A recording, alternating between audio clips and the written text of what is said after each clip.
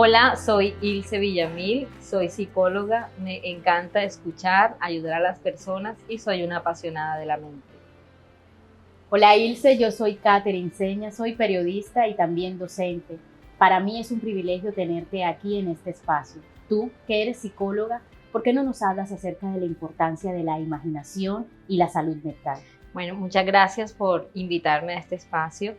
Sí, la imaginación es un escenario mental que abre demasiadas posibilidades y hace que se conecte no solo eso en lo que se piensa cuando se imagina, sino que además se conecte nuestras respuestas fisiológicas, nuestra conducta y en general nuestra actitud frente a lo que pensamos y frente a todo lo que nos rodea. A veces estamos angustiados en muchas ocasiones por circunstancias que ni siquiera son reales. A eso que precisamente nos hablas de la fisiología, del cuerpo y sus respuestas, cómo lo podemos vivir y cómo lo podemos controlar. Es muy importante entender que el sistema nervioso no sabe diferenciar entre lo que es real y lo que es imaginario. Entonces hay que ser muy cuidadoso de lo que imaginamos, porque si lo que imagino tiene un contenido dañino, negativo o agobiante para ti como persona, pues muy seguramente tus reacciones van a ser de peligro. Y efectivamente allí el cuerpo empieza a generar una respuesta y la respuesta es: hay que cuidarse, tenemos que hacer algo porque estamos bajo peligro. Este es uno de los aspectos que más están generando en las personas activación fisiológica. Esa activación fisiológica que ya es todo un puente para el inicio de los ataques de pánico, del estrés agudo o de los cuadros de ansiedad en general. ¿Cómo distinguir y cómo hablarle a mi cuerpo que es una situación de imaginación o una situación real, a propósito que nos dice que no lo distingue? Bueno, lo primero que tenemos que hacer es ser conscientes de lo que está en nuestra mente y de lo que estamos imaginando. Generalmente la imaginación, ¿en qué la centramos? En episodios del futuro, como si estuvieran en el presente. Entonces empezamos a anticiparnos. Por ejemplo, si voy a hacer un viaje, por ejemplo, si estoy esperando que llegue mi hijo del colegio, ¿qué pasaría si tal cosa? ¿Qué pasaría si me accidento? Empezamos a imaginar cosas que generalmente tienen una connotación negativa o catastrófica. Entonces, por supuesto, si yo estoy en esa escena, porque recordemos que cuando imaginamos, casi siempre pensamos o imaginamos como si fuesen escenas, como si fuera una película.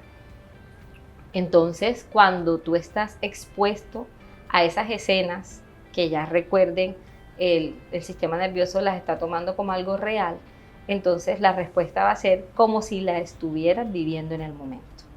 ¿Podríamos de pronto hacer un ejercicio que nos pudiera evocar esas imágenes, esas escenas y vivenciarlo en este espacio? Hay una prueba que yo siempre uso con mis pacientes y es, y bueno, y los invito a ustedes a que lo hagan. Cierren sus ojos un momentito e imaginen que tienen enfrente un vaso de vidrio transparente y que contiene una deliciosa, fría y jugosa limonada que tiene hielito picado. El vaso empieza a sudar y tú empiezas a imaginar que vas a tomar ese vaso y que lentamente vas a empezar a tomar esa limonada. Se me hace agua la boca. Muy seguramente la mayoría de personas al escuchar o al pensar en la limonada empezaron a salivar. ¿Cómo es posible que una imagen en mi mente genere una respuesta fisiológica? Esta es la prueba contundente de que nuestros pensamientos y que nuestra imaginación tiene una conexión directa con nuestra respuesta fisiológica. Si yo me imagino todo el tiempo que mi pareja está siendo infiel, si yo me imagino todo el tiempo que ese viaje que voy a hacer va a terminar en una tragedia, si yo me monto en el avión y me imagino que el avión se va a caer, mi cuerpo va a empezar a responder como si esa situación estuviera ocurriendo. ¿Qué debemos decirle a nuestra mente cuando una situación no es real y estoy sintiendo esa presión en el pecho, esa angustia, esa sudoración, esa desestabilización? Una de las cosas que yo siempre le digo a las personas es: mira a los pies, ubícate en el presente, en el aquí y el ahora. No estás en ese momento, no estás en esa situación, estás allí. Lo segundo que le vas a decir a tu mente es, esto no es real, solo lo estoy pensando, yo estoy aquí y estoy a salvo. Porque en ese momento tu cuerpo empieza a experimentar una sensación de peligro, empieza a experimentar una sensación de dificultad, pero cuando tú nuevamente reencuadras y dices, no, yo no estoy en esa escena que estaba imaginando, realmente yo estoy aquí, no tengo evidencia, no tengo pruebas. Por ejemplo, las personas que van a presentar un examen. Entonces dicen, ¿y si pierde el examen? Tú no tienes evidencia de que eso pueda ocurrir. Sí, es normal que de pronto sintamos cierto temor, pero te has preparado, has estudiado, has hecho lo que se requiere para presentar el examen. ¿Por qué anticiparte y justamente pensar que lo vas a perder? Entonces, en esos momentos, ¿qué hay que hacer? No tengo evidencia de que eso sea real, no tengo evidencia de que eso va a pasar, no estoy en un escenario de peligro, estoy aquí, estoy a salvo. Podríamos de pronto adentrarnos un poco en el tema de la voz interior, lo que nos estamos hablando constantemente, lo que nos estamos diciendo, cómo tener una higiene de nuestra voz interior. Es importante que nosotros aprendamos a escuchar ese monólogo interior, porque desde que nos despertamos hasta antes de dormirnos, nuestro monólogo siempre está dialogando con nosotros. En algunas oportunidades somos conscientes de eso, otras veces no. Y allí está el asunto, Caterine, cuando nosotros cambiamos esos pensamientos negativos o aprendemos a hablarnos de una manera adecuada, entonces empezamos a experimentar emociones mucho más sanas, más positivas, y también nuestra actitud y nuestra conducta frente a lo que nos pasa y a la vida mejora. Si cambia tu manera de pensar, si cambia las cosas que imaginas, te vas a sentir mejor, va a cambiar tu manera de vivir. Podríamos decir, Ilse, que hemos aprendido a hablarnos mal. Normalmente nos encontramos con personas que siempre están en una autoexigencia, siempre quizás comparándose. ¿Cómo empezar a desaprender esas rutinas para lograr tener unos aprendizajes más sanos? Hay que hacer estos actos de autoconciencia. Tengo que hacerme la pregunta de yo qué me estoy diciendo. Una clave es en esos momentos en los que te sientes mal, esos momentos en los que de pronto te está generando una falsa alarma o te estás imaginando cosas que no son. Haz un pare y di como que, ¿qué estoy pensando? ¿Por qué me estoy diciendo lo que me estoy diciendo? Y con seguridad van a empezar a entender que allí hay varias cosas. Una de ellas es, como tú lo mencionabas ahorita, exigirnos más de la cuenta, tener mucho miedo a equivocarnos, catastrofizar las cosas, anticiparnos, ser rígidos, evitar flexibilizarnos. Este tipo de formas de pensar son aprendidas porque nuestra cultura y nuestra sociedad han privilegiado muchísimo esa manera de pensar. Entonces, pues vamos creciendo, vamos copiando, nos vamos quedando con estos modelos y por supuesto, en la medida en que somos adultos, se vuelven pensamientos automáticos que generalmente nos sabotean y que en la medida en que yo aprendo a descubrirlos, es como cuando tú te pescas algo, como que, yo estoy pensando que la gente que se equivoca es débil. ¿De dónde sacamos que equivocarnos es sinónimo de debilidad? Equivocarnos es un sinónimo de humanidad. Entonces, si yo empiezo a entender y aceptar ese punto, con seguridad me voy a sentir más tranquila, voy a aprender de mis errores y voy a mejorar y voy a continuar sin que eso genere una sensación de dificultad o de fragilidad a nivel personal. A veces esa voz es algo que nosotros mismos nos decimos, ¿verdad? Pero otras veces son palabras, son enseñanzas que nos han dado otras personas, quizás nuestros cuidadores cuando fuimos niños, una maestra, alguien muy importante en nuestras vidas. Cómo tratar de romper eso que nos dicen otras personas para que no llegue a nosotros y no nos haga daño.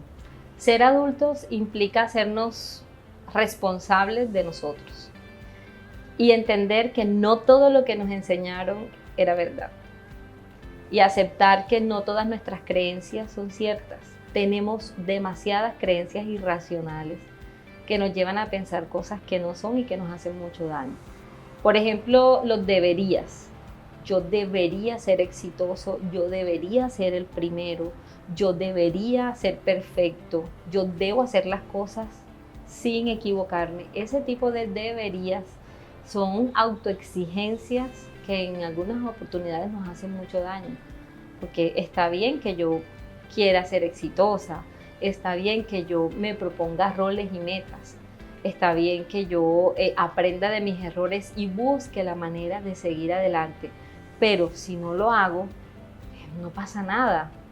No quiere decir que sea una persona poco importante o poco especial, incluso cuando nos toca empezar de nuevo, porque empezar de nuevo implica toda una tarea que también nos va a llenar de mucho bienestar y de muchos aspectos para avanzar y seguir adelante. Ilse, en resumen y para cerrar, claves que les puedas dar a las personas que nos están escuchando en estos momentos para que puedan ir educando su mente y educando la imaginación para el bienestar emocional. Yo creo que es importante conocernos y en ese conocimiento tratar de identificar de qué estamos alimentando nuestra imaginación.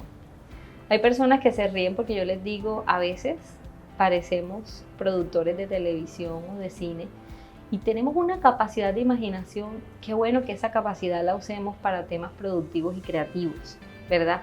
Por ejemplo, escribe. Si eres bueno con la escritura, con la composición, con temas musicales, con generar lluvia de ideas, utiliza esa imaginación con fines productivos. Pero si tú ves que todo lo que estás pensando se te convierte en obsesión, te genera daño, angustia, es importante aprender a parar, reconocer, identificar de dónde están viniendo este tipo de pensamientos que están estimulando mi imaginación. Racionaliza, busca evidencias de que lo que estás pensando realmente sea cierto o no y a partir de allí empieza a transformar esas ideas. Otra cosa que nos puede ayudar muchísimo tiene que ver con el debate de esa imaginación, de esos pensamientos o de esas ideas que se nos vienen a la mente y es como si tú hicieras un diálogo con esa imagen. Por ejemplo, me estoy imaginando que en este momento puede venir alguien a hacerme daño. Entonces, es decir, como que, ¿tú por qué estás pensando eso? ¿Estás en un lugar peligroso? ¿Crees que eso puede ocurrir? Toma las medidas pertinentes, pero si no tienes evidencia, sino que simplemente es un impulso que llega a tu mente, entonces trata de desechar o de desestimar, como cuando alguien que es mentiroso nos dice cosas. Creo que es importante que empecemos a desestimar un poco más nuestros propios pensamientos autosaboteadores y eso nos ayudaría muchísimo. Ilse, muchas gracias por regalarnos este espacio, por permitirnos una vez más conversar contigo y darnos tus valiosos aportes. No, al contrario, muchas gracias a ti por invitarme. Me encanta este tipo de espacios y poder llegar a todas las personas que sé que se van a favorecer muchísimo con esta información. Recuerda, tú, yo, todos somos embajadores de la salud mental.